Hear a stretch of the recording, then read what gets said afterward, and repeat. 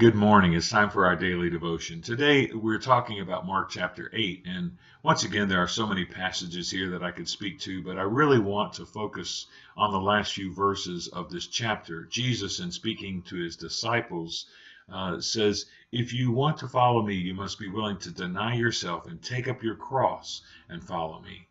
Now, when most of us read that passage of Scripture, we assume that Jesus was speaking figuratively, that he was talking about taking up the cross as just kind of an illustration of what it would mean to follow him.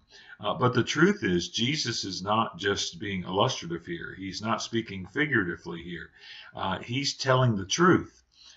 He knows what's ahead for himself, and he knows that those who follow him may very well end up giving their life and ending up on a cross as he is going to end up. Everyone that Jesus was speaking to that day knew exactly what he was saying. There was no mistaking what Jesus was saying.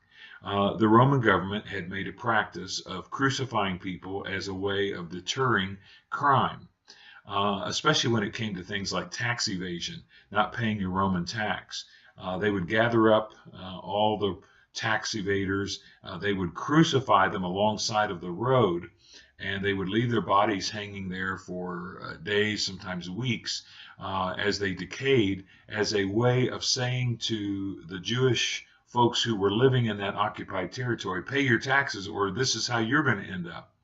And every day, these people walked by these crosses with people hanging on them who had been killed for their crimes. And Jesus is saying, you know what a cross looks like. You know what it means to be put on a cross. You know what it's like to be crucified. You see it every day of your life. And I want you to know that if you follow me, it could very well be that you end up on a cross, just like the folks that you pass by coming to hear me speak today. Now, I wonder what would happen in our churches today if we told people at the invitation, you need to come and accept Jesus. You really do need to follow him, and we want you to do that, but you need to know that following him could cost you your life. You might end up on a cross. How many decisions do you think we'd have? How many folks do you think we'd have signing up for that? As a matter of fact, how many church members do you think would stay church members, and how many Christians would continue to call themselves Christian if they thought it would cost them their life?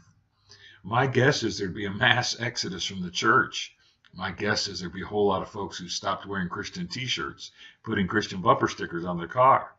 A whole lot of folks would stop attending church on Sunday morning for fear that someone might think they're a Christian, and they end up on a cross. Jesus says, if you're going to follow me, it is a serious commitment. It's a commitment to say, I'm going to follow you no matter where that leads, no matter what it costs me.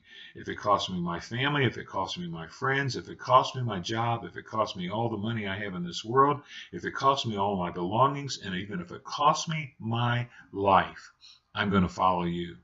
Man, what if our churches, on a positive note, were filled with people who had made that kind of commitment to Jesus Christ and were willing to pay the price no matter what to follow him and not deny him?